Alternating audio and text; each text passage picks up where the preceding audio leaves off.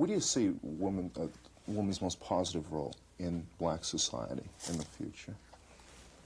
Well, I happen to always remember so much what the great Mary McLeod Bethune said, who is one of my heroines, the great black woman who was the friend of Eleanor Roosevelt and who was very involved in this country during the 30s.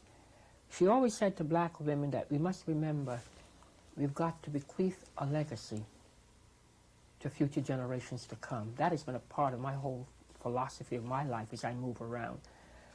The black woman, ever since the days of slavery, has had to be very strong, persevering, independent-minded, tenacious persons. I know some people have called her a matriarch.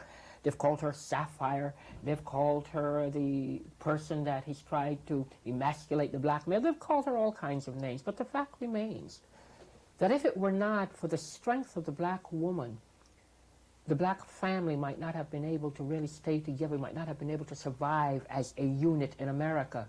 Because during the days of slavery, when everybody was put on that auction block, that began the disruption of black family life in this country. Many of the men went to one plantation, the women went to another plantation. So the family broke up. There's no family ties there. The black woman had to work during the day with the mistress on the plantation, many times working out in the fields. But at night she still had to go home and take care of her children because the children were usually with her. So she had to be strong. She had to be able to persevere. I happen to believe, and I'll be very willing to admit that maybe I'm prejudicial because I'm a black woman, but I happen to believe there's no other group in this society that would have been able to withstand the insults, the abuses that black women have had to go through and still be able to laugh and still be strong.